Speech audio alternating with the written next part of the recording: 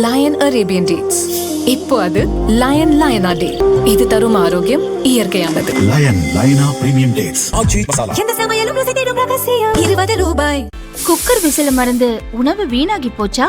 இனி அந்த கவலையே வேண்டாம். வழங்குகிறோம் உலகின் முதல் விசில் கவுண்டர் குக்கர், புதிய அல்ட்ரா குரோனோ. அல்ட்ரா என்றால் ஆரோக்கியம். கேரளாவில் தென்மேற்கு பருவமழை தீவிரமடைந்து பல மாவட்டங்களில் கனமழை கொட்டுகிறது. அதிகபட்சமாக கண்ணூரில் 36 சென்டிமீட்டர் மழை பெய்துள்ளது. பத்தனம்திட்டா, கோட்டயம், இடுக்கி, வயநாடு, ஆலப்புழாவில் 17 சென்டிமீட்டர் வரை கனமழை கொட்டி தீர்த்துள்ளது. அணைகள் நிரம்பி ஆறுகளில் வெள்ளப்பெருக்கு. இடுக்கி, கோட்டயம், வயநாட்டில் பல இடங்களில் நிலச்சரிவு ஏற்பட்டுள்ளன. தேசிய மற்றும் மாநில பேரிடர் மீட்புக் குழுவினர் பணிகளில் ஈடுபட்டுள்ளனர். நேற்று முன்தினம் பெய்த மழைக்கு 8 பேர் பலியானதாக கேரள அரசு தெரிவித்துள்ளது. மாயமான 8 பேரை தேடும் பணி நடக்கிறது.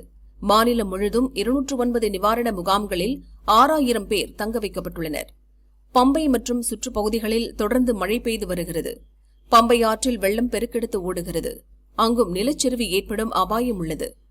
இந்த சூழலில் தமிழகத்திலிருந்து ஏராளமான பக்தர்கள் மாலை அணிந்து சபரிமலை செல்ல தொடங்கியுள்ளனர். தமிழக பக்தர்கள் பம்பைக்கு செல்வதை தவிர்க்கும்படி தமிழக அரசு வேண்டுகோள் விடுத்துள்ளது.